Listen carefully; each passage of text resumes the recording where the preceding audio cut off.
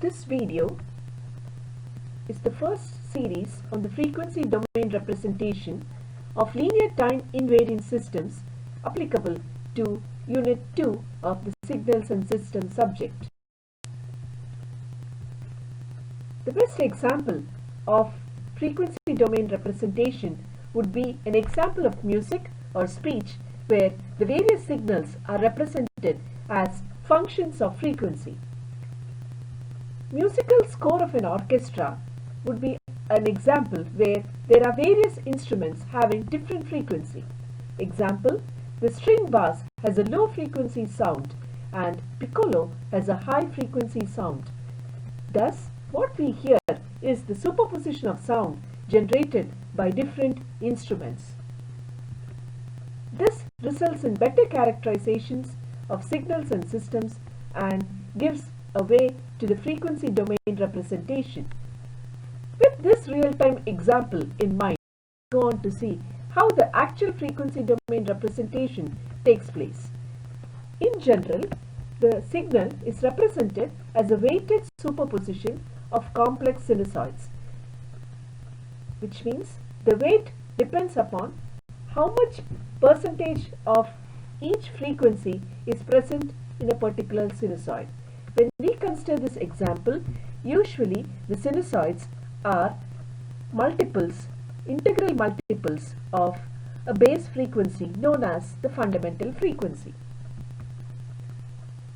When such a signal is applied to an LTI system, the output weighted superposition of system response to each complex sinusoid is observed, and this results in an alternative expression for the input and output behavior analysis of the LTI systems.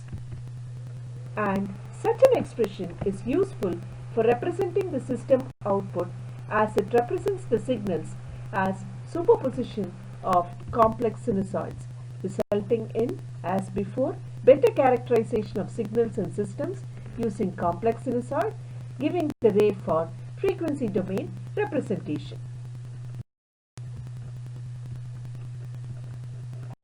This weight represented by a sinusoid of specific frequency represents the contribution of that sinusoid to the overall signal. And if we consider the analysis of the frequency domain representation, it could be carried out using four distinct classes of Fourier representation, one for periodic, another for non-periodic, and for continuous and discrete, resulting in continuous, non-periodic, continuous periodic, discrete non-periodic, discrete periodic, giving the name Fourier Series and Fourier Transforms respectively. This video we are going to consider continuous Fourier series and continuous Fourier transforms. In order to understand the frequency domain representations, let us go by a simple MATLAB implementation carried out for a sine wave and a complex exponential signal. The example considered is, first example is a signal whose amplitude is 100 and whose frequency is going to be the general angular frequency, that is 2 pi f, where f is 50 Hz and the time considered is 20 milliseconds. This generates a sine wave whose value is going to be basically as shown in the red color, and its amplitude is 100. It exists for a time of 1 by 50, that is 20 milliseconds or 0.02 seconds. The next consideration that has been done is, with this basic signal, we are trying to add some frequency components with various weights like 20 and 5, and the frequency components are 3 and 5 respectively. So, the signal flattens at various points, changes its shape from the pure sine wave, resulting in a signal as shown in blue for the same time period 0.02 seconds and considering the same angular frequency omega equal to 2 pi into 50 Hz. Once this particular composite signal is understood, let us consider the example for an exponential signal given by 100 exponential j omega t. This is given by a component which will have a cosine term and a sine term, and here it can be considered k is equal to 1 because this is a fundamental frequency. Thus what has been considered here is an example wherein we could separate the cosine wave, which is shown here as the real part of the signal and the imaginary part of the signal generated by the sine wave.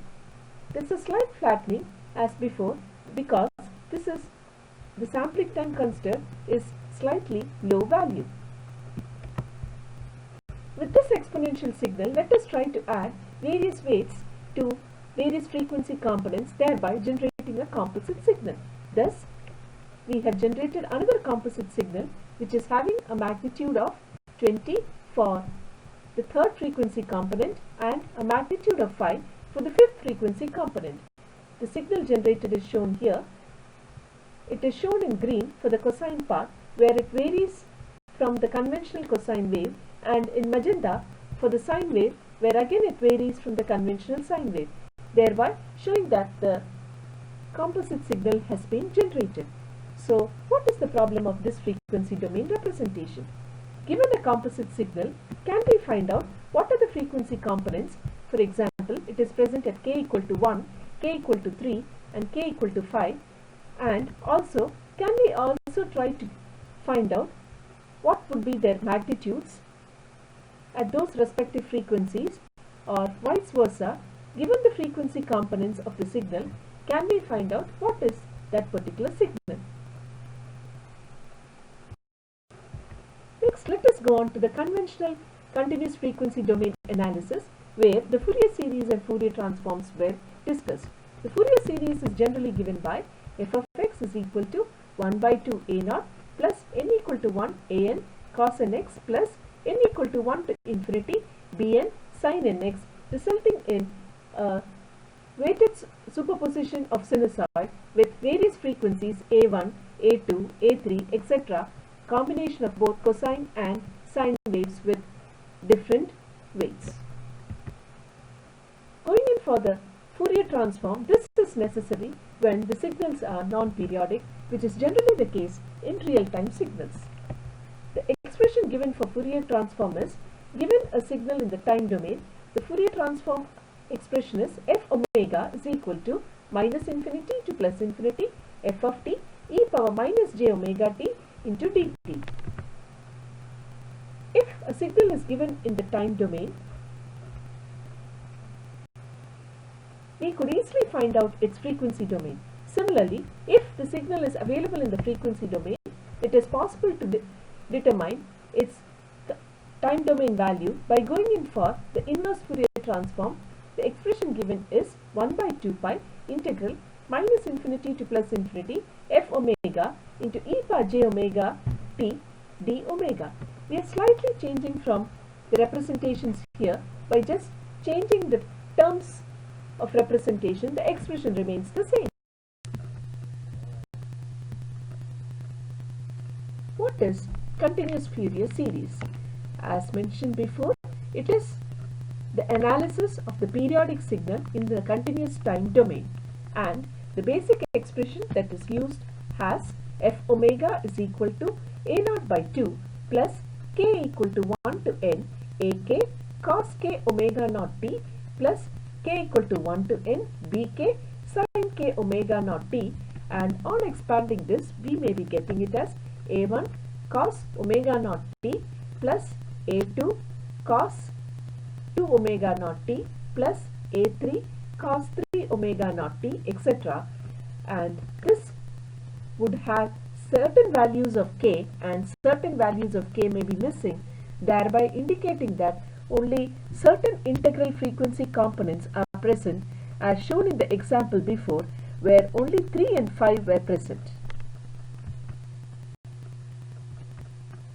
What is these terms representing?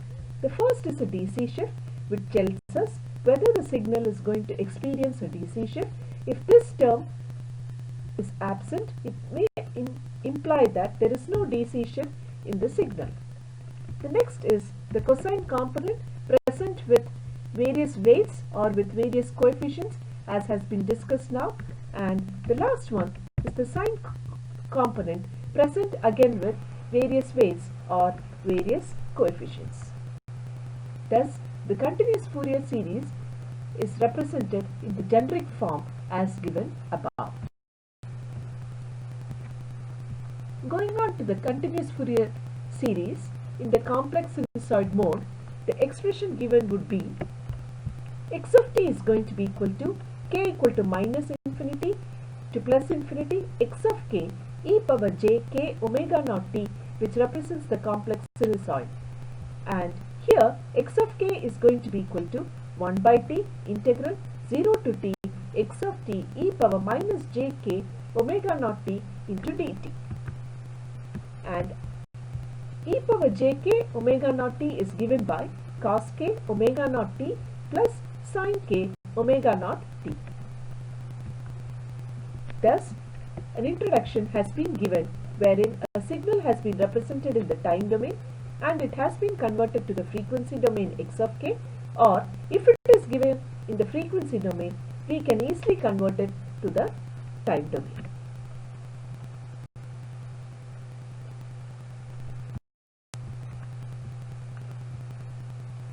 Thus, let us try to go on for a simple example to determine the complex exponential Fourier series representation given for a problem x of t is equal to cos omega naught t. Let us try to find out what will be the components present and what are the respective values.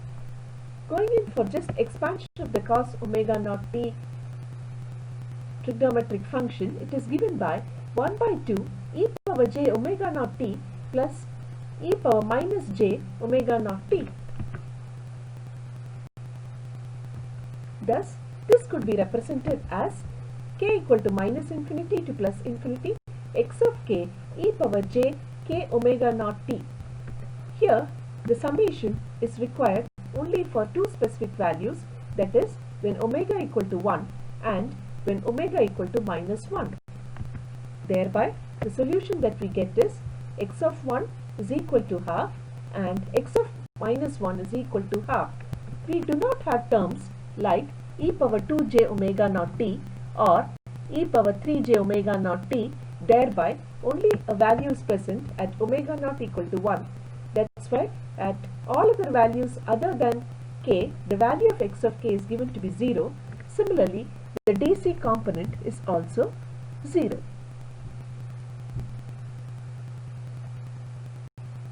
Which would be represented by k equal to 0.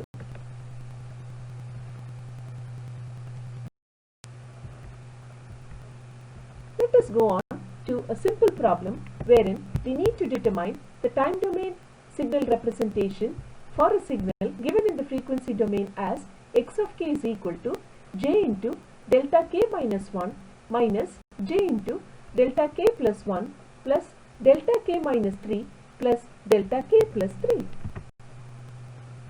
The general expression of the Fourier series is x of t is equal to summation k equal to minus infinity to plus infinity x of k e power j k omega naught t.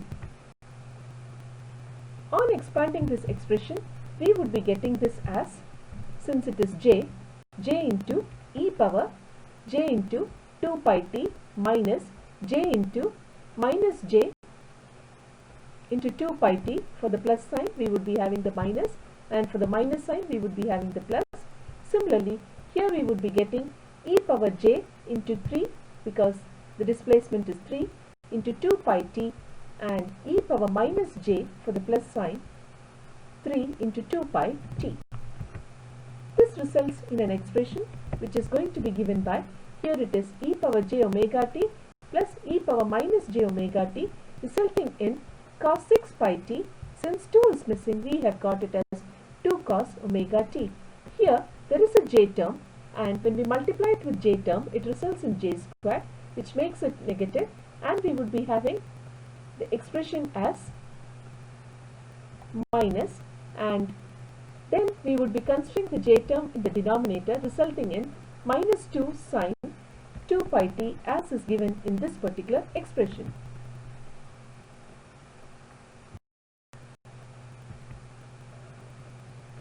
Next, let us consider the non-periodic signals in the continuous time domain, namely the Fourier transforms. Already the expression of the Fourier transform in the conventional case has been considered, given by f omega is equal to integral minus infinity to plus infinity f of t e power minus j omega t into dt. Similarly, the inverse Fourier transform, given the frequency domain value, the time domain value was given by f of t is equal to 1 by 2 pi into minus infinity to plus infinity f omega e power j omega t d omega. With this expression in mind, the new terms would be just a change of representation where f of t would be replaced by x and this would be represented by x of omega. Thereby, we have got the expressions as the Fourier transform in the continuous time case for a signal represented as x of t in the time domain is given by x of j omega, where x is capital, is equal to minus infinity to plus infinity x of t e power minus j omega t dt, which is identical to this particular expression. Similarly, for the inverse Fourier transform, given the value of x of j omega, the time domain equivalent would be x of t. As in signals, the continuous time signal is generally represented by x of t. That would be equal to 1 by 2 pi integral minus infinity to plus infinity capital X of j omega, representing the frequency term, e power j omega t d omega. Thus, the two expressions for converting from the time domain to the frequency domain and from the frequency domain to the time domain have been introduced. Let us go on for a problem to determine the Fourier transform of a signal given by x of t is equal to e power minus a of t, which is given by e power minus a of t for t greater than 0 and e power a t for t less than 0. Recalling that the Fourier expression is given by x of j omega is equal to integral minus infinity to plus infinity x of t e power minus j omega t into dt. Extending this definition to the problem given here, we will be getting x of omega is equal to minus infinity to 0. That means when t is less than 0, it is e power minus at into e power minus j omega t dt, plus from positive values of t from 0 to infinity, it is e power minus at, so 0 to infinity e power minus at into e power minus j omega t dt. This results in, on simplification, minus infinity to 0 e power a minus j omega into t plus 0 to infinity e power minus a plus j omega into t dt. And on simplification of this integration, we get it as 1 by a minus j omega plus 1 by a plus j omega. Again, on final simplification, the resultant is 2 by a square plus omega squared. Thus, for the problem e power minus at, the solution in the frequency domain is 2 divided by a square plus omega squared. Let us go on to a problem to determine the time domain signal given the Fourier value. X of j omega is equal to e power minus 2 omega, which means omega is positive for negative values of omega and it is negative for positive values of omega, as in the previous problem. The expression to determine the time domain from the frequency domain is the inverse Fourier transform, which has been just now considered, and it has been represented here as x of t is equal to 1 by 2 pi integral minus infinity to plus infinity x of j omega e power j omega t d omega. Substituting in this particular expression, we will be getting x of t is equal to 1 by 2 pi integral minus infinity to plus infinity e power minus 2 modulus of omega e power j omega t d omega, as is given here. the value of x of j omega is substituted from this particular value into this particular expression, resulting in this expression. Thus, we would like to expand it to 1 by 2 pi into minus infinity to 0, which is negative values of omega, e power 2 omega is positive, into e power j omega t d omega, plus 1 by 2 pi into 0 to infinity, positive values of omega it is negative, e power minus 2 omega, e power j omega t d omega. Thereby, on simplifying the integration, the solution is 2 by pi into 4 plus t squared. Next, we go on to the references, which are Oppenheim and Simon Haken. Thank you. This completes the video for continuous Fourier series and continuous Fourier transform basic concepts.